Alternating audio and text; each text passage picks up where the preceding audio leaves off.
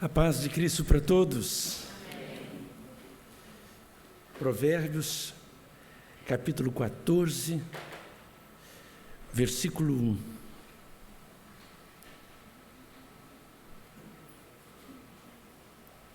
Nós queremos agradecer a todos pela presença, todos que estão aqui, aos que estão acompanhando o culto online, a nossa palavra de gratidão também.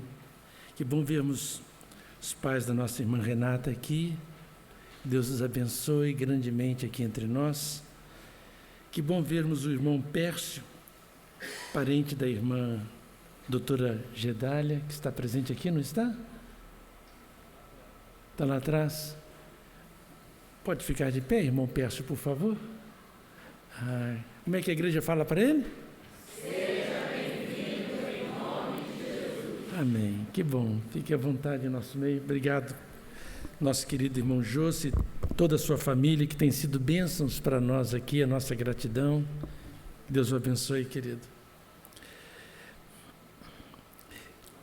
Estou encantado com a presença da família do Karatê aqui conosco. Que maravilha, que bonito. Que Deus abençoe o irmão Alex e todos que trabalham com o irmão Alex. Acho que a irmã Renata tem trabalhado muito hoje com ele, não é verdade? Graças a Deus por isso. A irmã Renata está trabalhando não apenas com ele, com o Instagram da igreja também, e muitas outras fontes. Que bênção. Deus abençoe a todos grandemente. O texto bíblico diz: toda mulher sábia edifica sua casa, mas a tola a derruba com as próprias mãos. Eu acho que a mesma coisa nós poderíamos dizer do homem também. Todo homem sábio edifica a sua casa, mas o tolo a derruba com as suas próprias mãos. Poderíamos falar do sogro, da sogra, do filho também. O filho sábio edifica, contribui para a edificação da sua casa. Mas não há dúvida que quando nós abrimos a Bíblia, nós encontramos o escritor bíblico destacando de uma maneira toda especial a mulher. Quando, por exemplo, nós lemos a história de Moisés, nós percebemos que o escritor bíblico, ele coloca a mãe de Moisés em destaque. Nós lemos isto no início do livro do Êxodo. E ele narra sobre a performance da mãe de Moisés, como se nós já soubéssemos o nome dela. Só mais à frente, no capítulo 6, é que ele nos diz que a mãe desse líder extraordinário do povo de Deus é Joquebede. E que o pai dele, que eu acredito que muitos poucos sabem o nome do pai de Moisés, mas a grande maioria sabe o nome da mãe de Moisés. Da mãe de Moisés. Então, o pai de Moisés, para aqueles que ainda não foram apresentados a ele, é Amram. Se alguém precisar de um nome para o filho, não é verdade? Para o neto. Mas o nome da mãe de Moisés é Joquebede. Joquebede. Então o escritor bíblico vai colocando isto ali. Só no livro de Números, mais uma vez, o escritor bíblico informa que o nome da mãe de Moisés, lá no capítulo 26 de Números, é Joquebede. Na carta aos Hebreus, o escritor bíblico do Novo Testamento destaca os pais de Moisés, sem dizer o nome, tendo por pressuposto que os seus leitores conhecem os nomes daquele grande líder do Antigo Testamento. Possivelmente o mais notável líder do Antigo Testamento, do povo de Deus, Moisés. Mas o que é importante, o que eu gostaria de destacar é que o escritor bíblico coloca em destaque quem?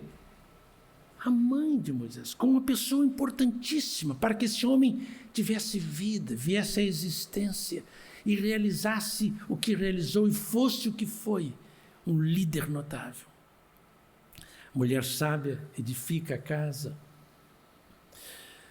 Uma outra pessoa, outra mulher que nós encontramos no escrito bíblico, e eu acredito que foi intencional, destacando o papel dessa mulher, é Ruth, que foi uma das avós de Davi, o rei de Israel. Só existem 2 livros na Bíblia com nome de mulher. Um é Ruth, que é colocado ali no final do livro de Ruth. Nós temos o nascimento de Davi, o surgimento de Davi, a informação. Essa mulher aqui, o escritor está dizendo para o seu leitor, essa mulher aqui, ela está aqui, ó, essa moabita, ela está aqui, e ela é a mãe de quem? Do nosso grande rei Davi, o homem segundo o coração de Deus, o escritor dos vários salmos.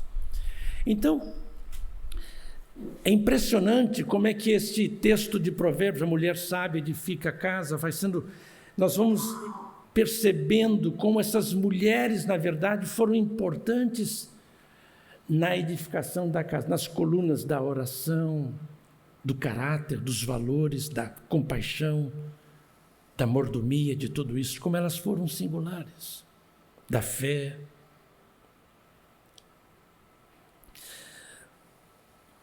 Uma outra mulher notável, dentro dessa perspectiva que está na Bíblia, é Ana. O livro de Samuel, nós temos 2 livros, 1 Samuel e 2 Samuel, o livro abre com a história de Ana. O livro de Samuel na Bíblia hebraica não vem depois de Ruth. Ruth está lá no final, Ketuvim, é um dos últimos livros que está na Bíblia hebraica. O livro de Samuel está logo depois do livro de Juízes. O livro de Juízes é a idade das trevas de Israel. Cada um fazia o que bem parecia aos seus próprios olhos. Ninguém obedecia a liderança alguma. Ninguém obedecia a Deus, ninguém obedecia a palavra de Deus. Era o caos. E o escritor bíblico apresenta Samuel, mas antes de falar de Samuel, apresenta quem? A mãe de Samuel. Como uma mulher que passa para Samuel, passa um legado. Ela é uma mestra na gestão, na mordomia, não apenas de valores materiais, mas de recursos humanos.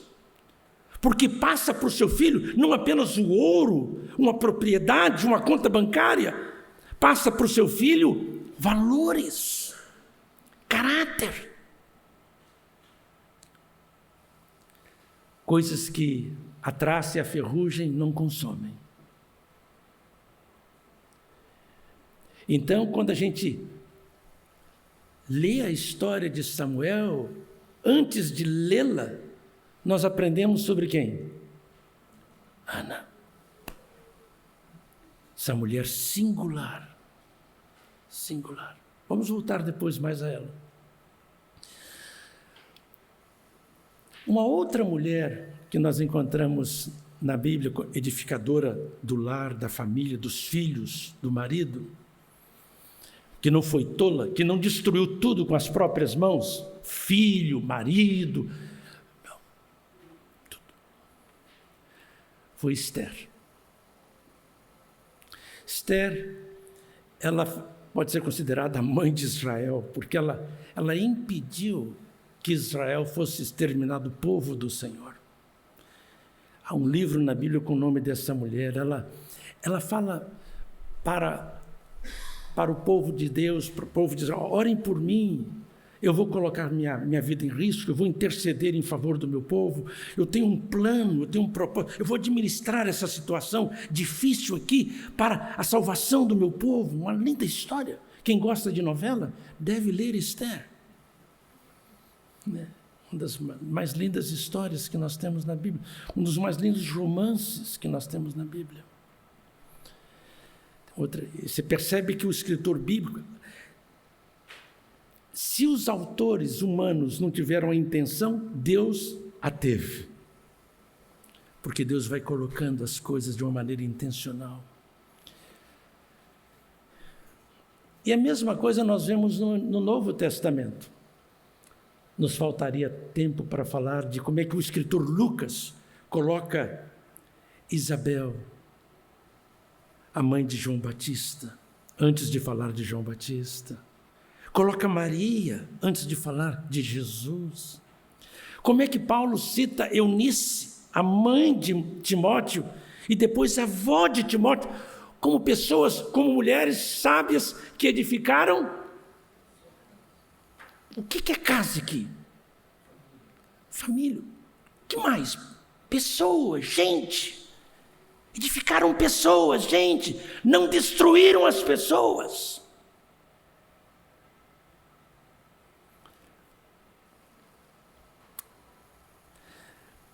Recebi uma mensagem de uma senhora que dizia que estava infeliz, cansada da rotina da casa, cansada de cuidar do marido, dos filhos.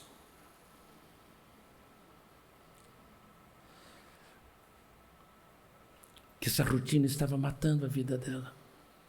Recebi hoje. Mandei uma mensagem para ela que no trabalho também se tem o quê? Rotina.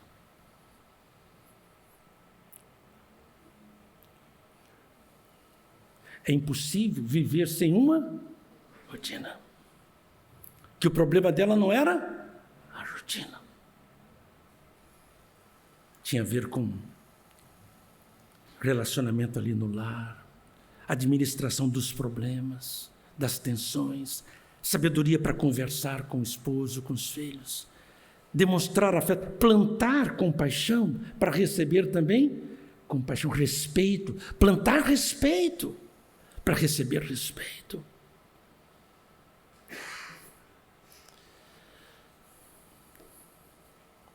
Toda mulher sábia edifica sua casa. Então nós vemos isso na Bíblia, todas essas mulheres. É uma ilusão pensar que essas mulheres sábias edificam as suas casas e as suas casas não têm o quê? Problemas. Ilusão. Quando nós abrimos o livro de Samuel, o primeiro livro de Samuel, a história de Ana, diz-nos o texto bíblico que Ana tinha alguma coisa faltando na sua vida. Como talvez esteja faltando alguma coisa na sua vida, a mulher que está aqui, o marido que está aqui, o pai que está aqui, a mãe que está aqui, o filho que está aqui. É possível que tenha alguma coisa faltando na sua vida. Há sempre alguma coisa faltando na nossa vida. Uma alegria, uma cura. No caso de Ana, foi um filho que estava faltando.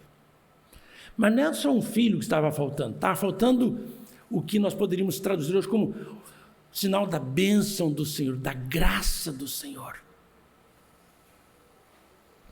Quando nós lemos, porque no tempo de Ana, no Antigo Testamento, no Novo Testamento também, no tempo da Bíblia,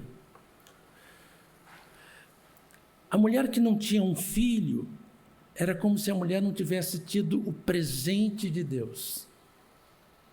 Porque a Bíblia diz em Salmo 127 que os filhos são um presente de Deus. Os filhos são uma recompensa que Deus dá, como entre aspas, um presente especial. Essa era a mentalidade. Essas narrativas bíblicas, nós precisamos de compreendê-las, porque elas não significam necessariamente o sinete de Deus, a aprovação de Deus. Há muitas coisas na Bíblia que são narrativas e que precisam ser interpretadas com todo cuidado. Nós podemos ver os desatinos de Davi, os desatinos de Abraão, os desatinos de Pedro. É isso que Deus está me ensinando para fazer? Não, é claro que não. Então você tem que ler o texto bíblico, está registrado aqui, mas isso não significa que é isso que Deus está dizendo que seja verdade aqui. Você tem que ir cavando, tem que ir procurando entender qual o sentido disto, na verdade. Porque em Isaías 54, Deus diz: canta, ó estéril. Canta, ó você que é mulher, que não tem capacidade de gerar filhos. Como assim? É isso mesmo? Canta, exulta. E você que é viúva, exulta. Deus falando. A mulher de Isaías 54. Você pode, eu sou a mulher de Isaías 54. Eu sou a mulher que não tem filhos. Eu sou a viúva. E Deus diz: canta. O Senhor é o seu marido. Deus fala para essa mulher de Isaías 54.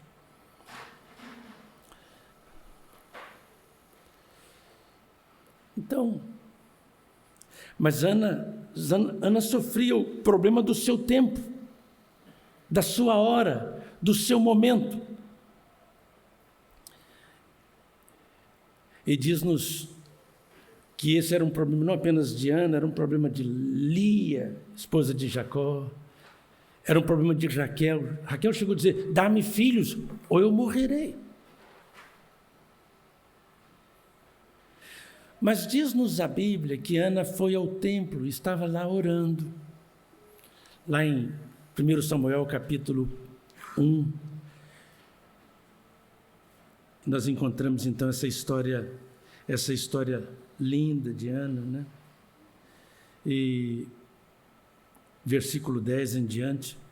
Então Ana estava orando e diz-nos o texto bíblico que lá em 1 Samuel capítulo 1, versículo 10, diz-nos o texto bíblico que Ana levantou e com amargura de alma orou ao Senhor e chorou abundantemente e fez um voto dizendo: Senhor dos exércitos, se benignamente abençoares para a aflição, se benignamente ou se com paixão atentares para a aflição da tua serva e de mim te lembrares e da tua serva não te esqueceres. Aí ela vai falando. E o versículo 12 diz que demorando ela no orar, quer dizer, ela perseverava nesta oração diante do Senhor. E é interessante como é que ela vai falando, né, da sua aflição. Lembra da tua serva, não te esqueças de mim, lembra-te de mim. E ela vai demorando nesta sua oração, como se não bastasse a desgraça dessa mulher, o sentimento de desgraça, né? Sem graça, sem o favor de Deus, Deus esqueceu de mim.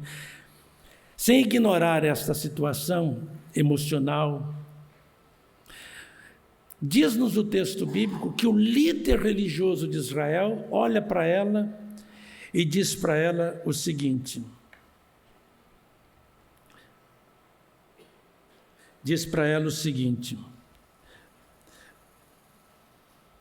versículo 12 diz: Eli, observando o movimento dos seus lábios, porquanto Ana só no coração falava, seus lábios se moviam, porém não se lhe ouvia voz nenhuma. Quer dizer, ela estava orando com o coração, mas sem palavras. Há pessoas que oram com palavras, mas sem coração. Um desastre. É preferível coração sem palavras do que palavras sem coração. E diz-nos o texto bíblico que o líder religioso de Israel diz: até quando estarás tu embriagada? Está aliviando a dor dela ou está aumentando? Aumentando.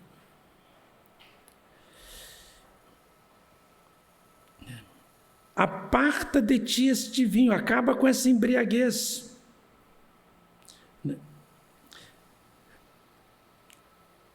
E Ana disse: não tenhas, pois, a tua serva, versículo 16, não tenha, pois, a tua serva por filha de Belial, equivalente, não tenha a tua serva como uma mulher sem caráter.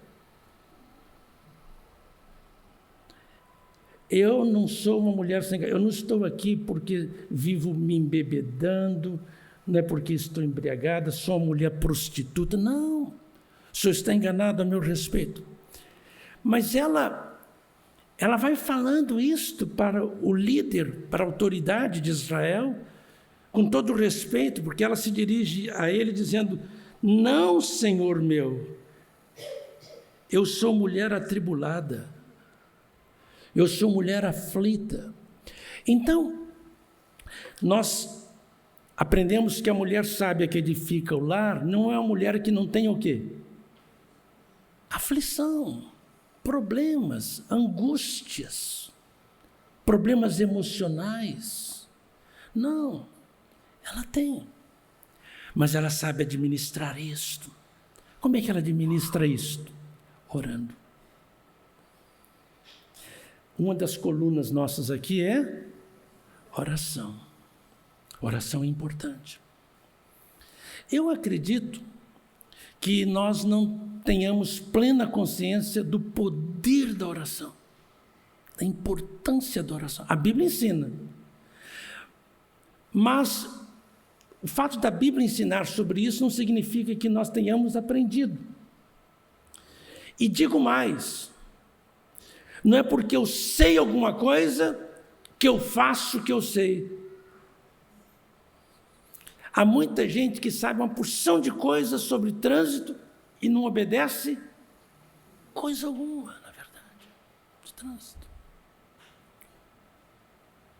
O que eu mais vejo junto com a minha esposa, quando venho para cá, é gente passando no sinal vermelho.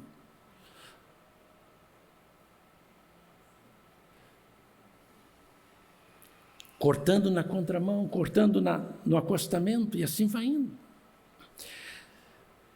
Podemos saber as coisas e mesmo sabendo-as, não fazê-las, não praticá-las, não vivê-las. Mas a oração, a Bíblia nos ensina que ela é poderosa.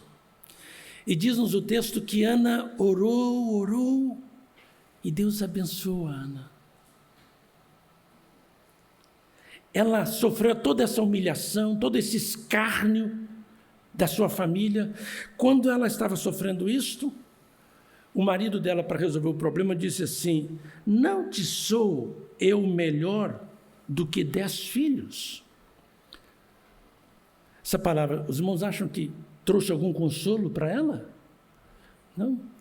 Não. Então, quer dizer,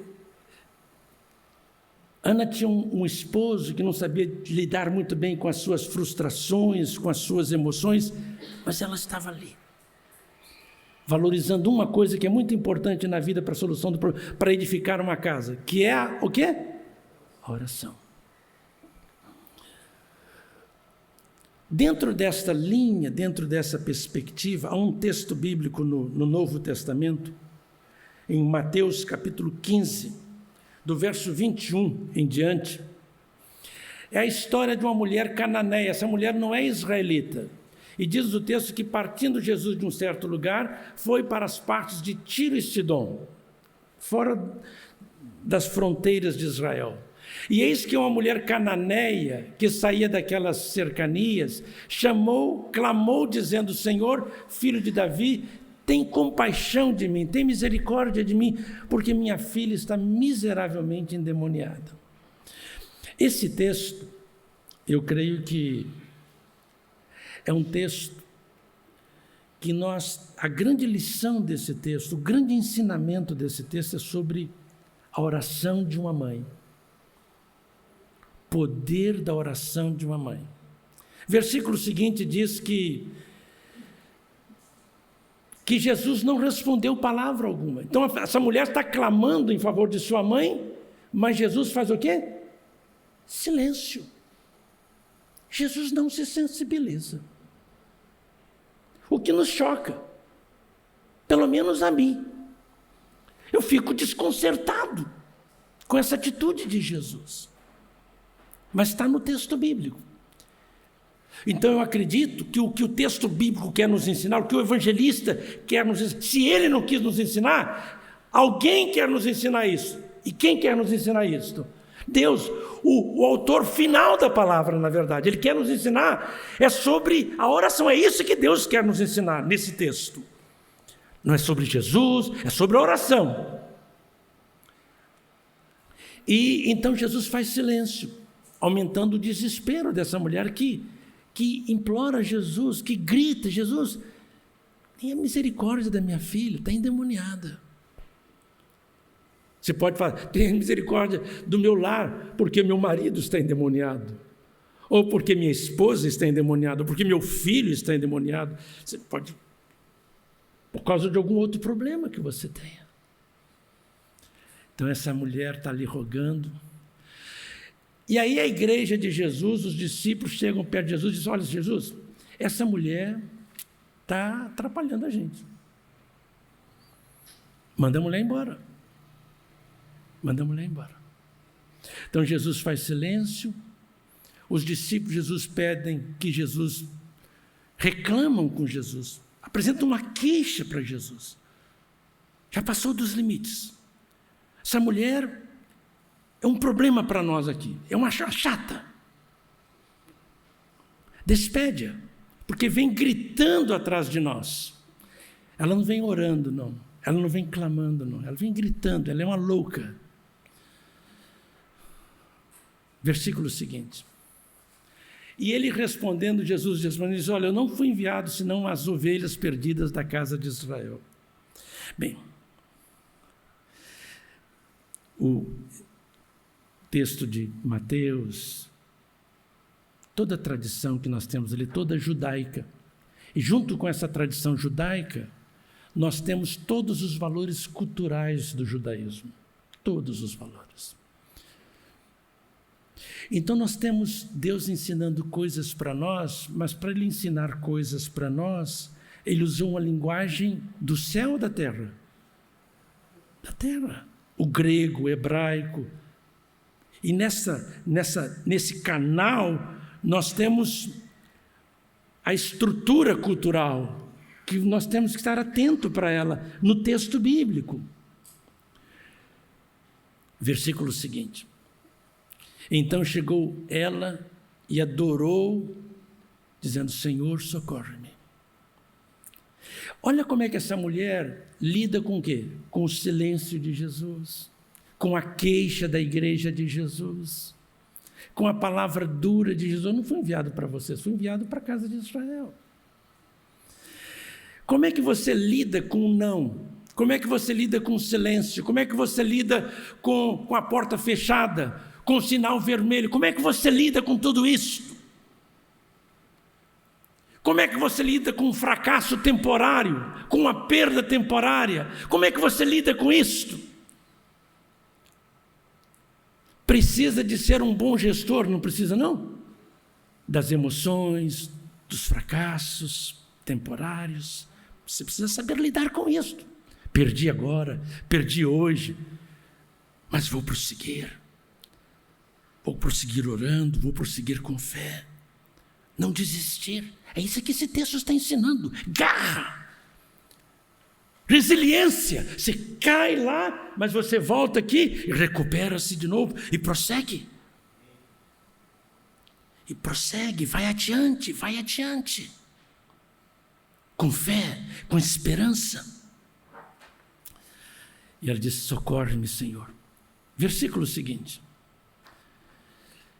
Ele, porém, respondendo para a mulher, disse: não é bom pegar o pão dos filhos e lançá-los aos cachorrinhos. Como é que é um golpe no karatê que vence a luta? Como é que é o golpe? O golpe final.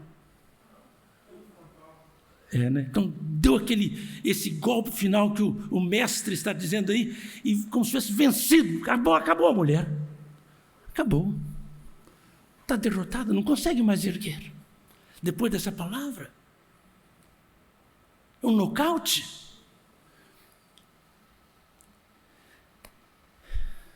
Mas aquilo que nós poderíamos esperar, talvez um nocaute, uma desistência, diz-nos o texto que a mulher se ergue da lona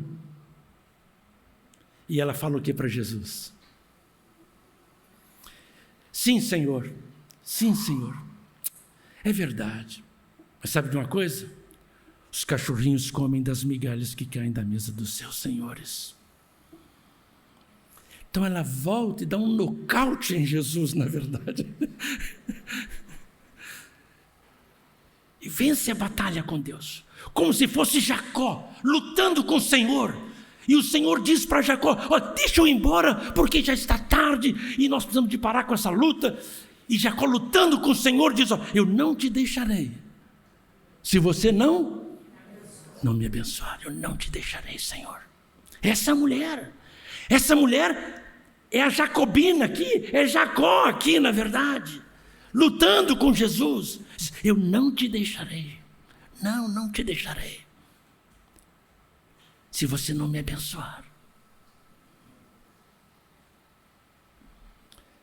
Aí Jesus diz para ela o quê? Disse: ó mulher, ó mulher, ó mulher. A mulher sábia edifica a casa. A mulher sábia é aquela que sabe lidar com os problemas, sabe lidar com as perdas. O homem sábio também, que não fica na lona, se ergue para continuar a luta com Jesus, a luta com Deus de Jacó, a luta com Jesus, o Deus da mulher cananeia, e lutando com ele. Eu não vou te deixar, você tem que curar minha filha, você tem que curar meu filho, você tem que curar meu marido, você tem que curar minha esposa, você tem que me curar, Senhor, você tem que me curar, eu não te deixarei. Há um outro texto no livro de Marcos, no capítulo 9, que não fala de uma mãe, fala de um homem. Esse homem, em Marcos capítulo 9, de 14 em diante, ele tem um filho endemoniado. Essa mulher cananeia tem uma filha endemoniada. Esse homem tem um filho endemoniado. Ele leva esse filho para a igreja, para os discípulos. E esse homem diz: os discípulos, curem o meu filho. Mas os discípulos não conseguem curar. E diz-nos o texto que quando Jesus chega, Jesus vê aquela grande multidão, toda aquela confusão, e o pai do menino diz: tem compaixão, tem compaixão, tem compaixão. Interessante esse texto, quando Jesus, o pai é que pede: tenha compaixão, espangnizomai, é o verbo lá no grego, do meu filho, tenha compaixão dele, está endemoniado, está com problemas. E diz-nos o texto bíblico que Jesus revelou compaixão por esse menino e curou o menino. No versículo 29 desse capítulo, os apóstolos perguntaram para Jesus: por que é que nós não conseguimos êxito em expulsar, em curar o filho desse homem, em ajudar esse homem na edificação da sua casa? Por que só o Senhor conseguiu ajudá-lo na cura da sua família? Por quê? Por quê? Por que, Jesus? E Jesus disse: olha, esse tipo de demônio não sai com coisa alguma, a não ser com oração e jejum. Talvez tenha alguma Bíblia aqui que só tenha oração. No versículo 29. Na sua Bíblia só tem oração? Ótimo, só tem oração aí, né, irmã Isabel? Não tem jejum não é verdade? Muito bem. Tem alguma outra Bíblia que só tem oração também? Na sua também, Manu? Só oração. Só oração também. No século XVI, um homem chamado Erasmo de Roterdã, holandês, ele publicou o primeiro Novo Testamento grego. Esse Novo Testamento grego foi revisto depois por Elsevier, um outro holandês de Leiden, da cidade de Leiden, na Holanda. E eles denominaram esse texto grego de Textus Receptus. No século XIX, vários eruditos, Tischendorf, em Leipzig, na Alemanha, Westcott, na Inglaterra, Roth, na Irlanda, em Dublin. Esses homens descobriram, escavando, novos manuscritos, documentos, textos originais do século 300 e pouco, depois de Cristo. E eles então eles publicaram um Novo Testamento, tem o Novo Testamento grego de Tischendorf, Novo Testamento grego de Westcott, e assim vai indo, e de muitos outros. Porque eles descobriram esses documentos chamados sinaítico, por causa do Sinai, um grande texto do Antigo e do Novo Testamento. A maior parte está em Londres. Inclusive, quem visita Londres pode ver esse documento lá. Estive lá. Outra parte desse documento está num mosteiro no Monte Sinai, hoje Egito. Também estive lá. Outra parte está na Alemanha, em Leipzig. E tem um documento chamado Vaticanos. Então, nestes documentos, a expressão em jejum não se encontra. Mas nos documentos que Erasmo de Roterdã e Elsevier, da Holanda, tinham, eles não tinham ainda esses documentos do século IV. Os irmãos estão me entendendo? Sim? Bem, mas em muitas outras partes nós encontramos que em jejum, Jesus jejuou, Paulo jejuou, né? Não somos contra o jejum, não. Além tem utilidade espiritual, pode ter utilidade para a gente perder um pouco de peso também, na verdade. Que faz muito bem, não é verdade?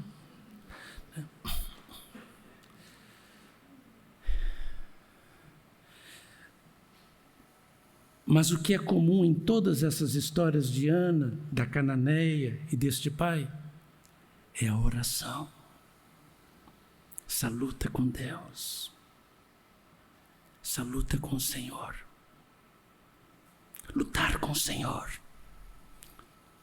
Brigar com Ele em oração. Não te deixarei, Senhor. Não te deixarei.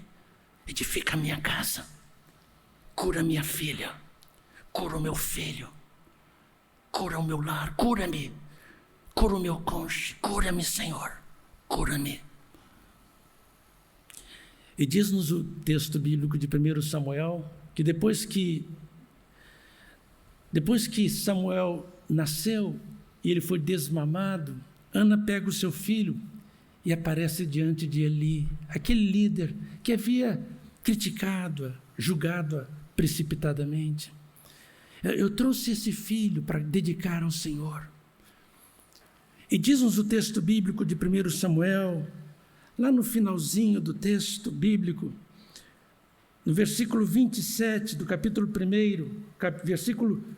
versículo 27 do capítulo 1, Ana disse: por este menino orava eu, e o Senhor atendeu a minha petição. Né? E então ela fala isto, né? E no versículo 28 diz: pelo que também ao Senhor eu o entreguei, por todos os dias que ele viver, pois ao Senhor foi pedido. Então, eu entreguei ao Senhor, ele viverá para o Senhor todos os dias de quê? Da sua vida. É importante que você hoje fale: Senhor, eu quero que a minha família, quero entregar minha família a Ti, e quero que ela viva para Ti todos os dias da sua vida. Faça isto. Fale com o Senhor, peça isso ao Senhor. Vamos orar? Nos entregamos a Ti nesta noite, Senhor, em oração. Entregamos toda a nossa família a Ti. Pedimos-te cura, pedimos-te libertação, pedimos-te perdão. Em nome de Jesus, amém.